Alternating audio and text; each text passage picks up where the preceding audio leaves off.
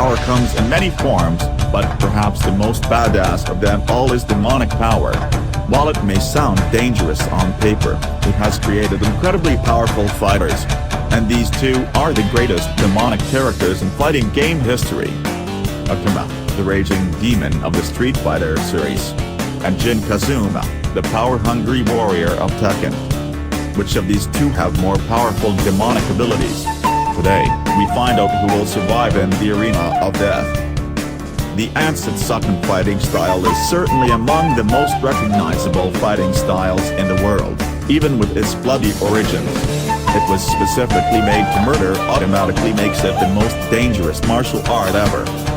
You may already know the most famous user of the style, the wandering warrior, Ryu.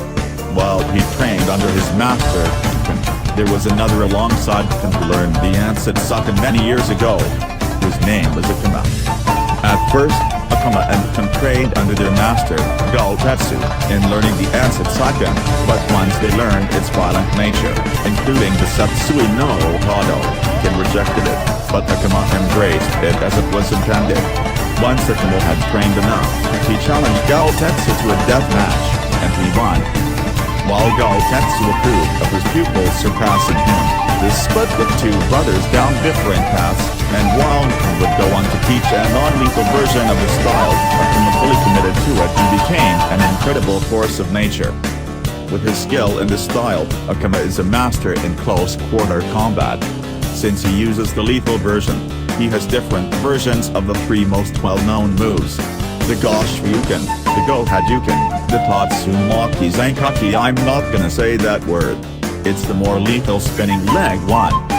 But he's far from just the lethal version of him. Akuma has plenty of other techniques you can use. High Agashu, better known as the Demon Flip, as well as Ashura Senku, which functions like teleportation, since Akuma can't be attacked in this brief state of gliding. Akuma has a lot, and I mean, a lot of super moves. You might remember the one where he hits the ground so hard that things explode. This move was powerful enough to shatter an entire arena in just one punch.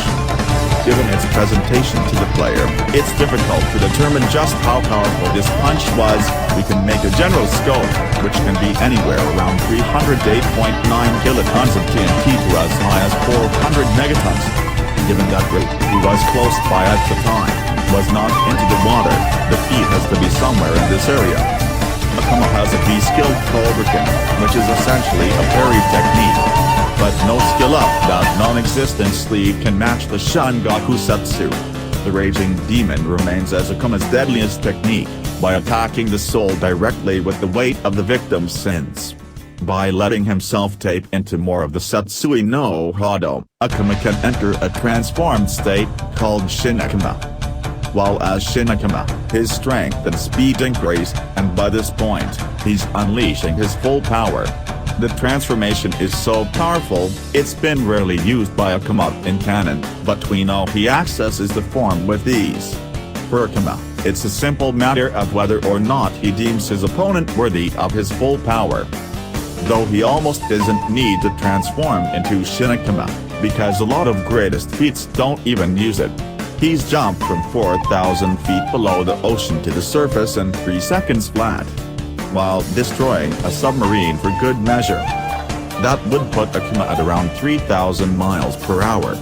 And he's claimed victory against numerous opponents, including Galtetsu, Tekken in general, and he's bloodied his hands by successfully killing Bison and Gil, two incredibly powerful boss characters.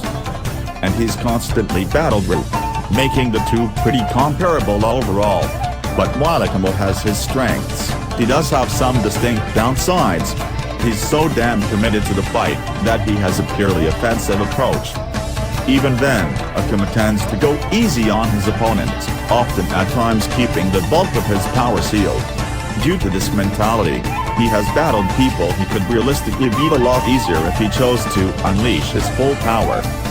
And he will only ever unleash his full power if he can find an opponent who is strong enough that Akuma wants to surpass and kill them, as proof that his strength can surpass the best fighters in the entire world. It's dangerous because Akuma could potentially let his opponent get too powerful that he loses his control over the fight, which is where he doesn't want to be. Overall, Akuma is a demonic fighter with enough power to destroy an entire island, but he tends to underestimate his opponents. Jin is the son of Kazuya Mishima and Jin Kazama. Kazuya's bloodline contains the devil gene, a supernatural abnormality passed through the Mishima bloodline that lets people with it turn into devils. The devil in Kazuya wanted to get into Jin, but Jin somehow managed to fight it off. Once Jin was born, she and Jin had to move to a remote island in the mountains and trained him in the Kazama fighting style. Then he and his mom were attacked by some monster named Ogre. It was here that Jin learned that he was the son of Kazuya Mishima, and believed his mom to be dead. Before his mom disappeared, she said to find out his grandfather, Hachi Mishima. After finding Hachi, he trained under him in the art of the Mishima fighting style. Jin put his skills to the test in the King of Iron Fist tournament where he battled many opponents before drawing with Hwoarang. Despite this, he continued to fight in the tournament and then entered Ogre's temple. It was here that he had to fight his grandfather and teacher, Hachi. Hachi wanted to test Jin's skills and see if he was worthy to fight Ogre. At least that's what he was told. Turns out Hachi had his own reasoning for doing this. After besting Hachi in combat, Jin went to engage Ogre. Ogre absorbed the power of Hachi to become true Ogre. After beating true Ogre, Jin was attacked by Hachi's Tekken force who shot him multiple times. Afterwards, Hachi pulled out a gun and shot his grandson in the head, killing his grandson. Clearly, that devil gene within him disguised him as a human. But instead of dying, Jin's devil gene was unleashed, transforming him into Devil Jin. Devil Jin then wiped out all of Hachi's Tekken force. After slamming Hachi into a wall and down to the ground, Devil Jin flew off into the night. With the mastery of the Kazama and Mishima fighting styles, Jin possesses moves that give lethal a whole new meaning. Like his lightning screw uppercut, where electricity surrounds him and he builds up momentum by spinning counterclockwise to perform a leaping left-handed punch. Basically, it's like the electric version of the Shoryuken.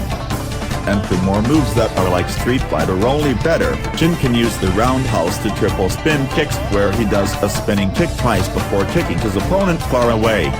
Jin can also use the Mishima War Saber to slash at opponents. His power stance can block any attack and grant key power. His median line destruction is 3 fast jabs and his demon scissors is a brutal scissor kick that knocks enemies on their feet. His spinning demon is a spin kick that trips his opponent and then he kicks them while they're in the air, and his demon backhand spin is right fist hit and then an impossible to keep track with backhand. And remember Jin's double form? Well, after having mastered it, he can use this form when need be. His strength, speed, and durability become boosted. And he gets wings, which can be used for being more agile. Anyways, aside from boosted stats and flight, Jin can use the Devil Saber, a stronger version of the War Saber. He can also fire red electricity from his hands with the Demon Spear. Jin also has a third eye in the middle of his forehead that can fire an unblockable beam known as Infernal, and also has telekinesis at a limited range. Even without his double form, Jin is remarkably tough. He's strong enough to throw a punch with his father Kazuya so hard that it creates a shockwave that breaks all the windows on a building. Based on the speed of the punch and the power of the shockwave, this speed comes out to about 91,000 psi. He can kick Kazuya hard enough to break a wooden pillar and punch Hachi hard enough to break a wall. He's tough enough to withstand laser fire without even flinching and land a jump from a helicopter, and he's fast enough to keep pace with Lars, who is fast enough to easily react to and deflect rockets. He's smart enough to lead the Mishima Zaibatsu, the largest corporation ever. He's defeated Ogre, the fighting god, and has easily beaten his mentor, Hachi, numerous times. But Jin does have a few losses under his belt. He has been beaten by Lars and Raven together and was totally outmatched by a Tekken force. And he has been beaten by Hwoarang before. But still, a few losses barely makes anyone a weakling.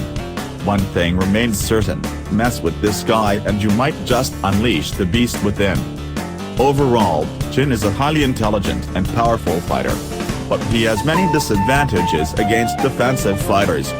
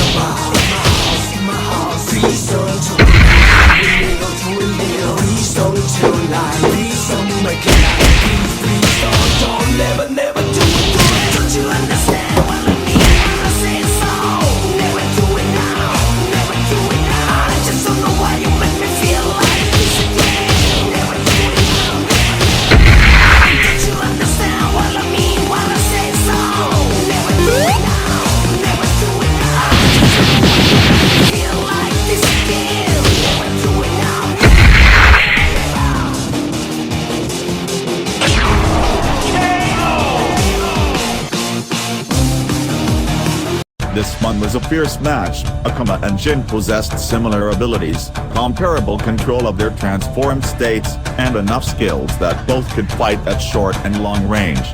But Akuma's sheer power and initial speed advantage were distinct early on. But Akuma's code usually prefers an even bow, so he wouldn't let the fight end before Kazuya could get stronger. Jin ultimately owns the speed advantage. Not only does his double form grant him flight, but if he's anywhere near as quick as his dad, Kazuya, then he can achieve speeds to fly into orbit, which is a lot quicker than Akuma's ocean feat. While Jin had the advantage in speed, Akuma had the advantage in strength. In his base form, Akuma broke apart an entire island with just a single punch. While it's difficult to definitively measure, we can use our previous data to conclude Akuma's yield would equal 500 megatons, which puts him several leaps and bounds above Jin's fall from orbit durability feat. While Jin did survive point-blank gunfire, his double form has enhanced durability. But Jin did have his ultimate trump card in his true double form, which Akuma would allow thanks to him being so keen on having a fair fight. Of course, Akuma had reliable access to his own trump card, Shin Akuma. And while both are nearly unstoppable forces, Shin Akuma's boosts in strength and durability make it difficult for Devil Jin from landing a killing blow. Jin's lasers were powerful, but not powerful enough to kill Akuma so easily. With Jin having committed several evil acts, the raging demon could wield extraordinary power against him, overwhelming Jin's soul with all of his sins, and destroying it altogether.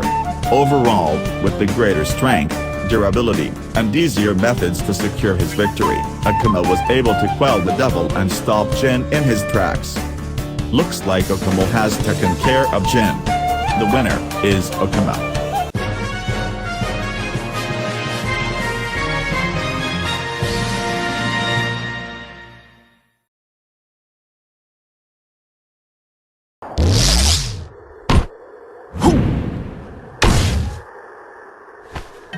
Thank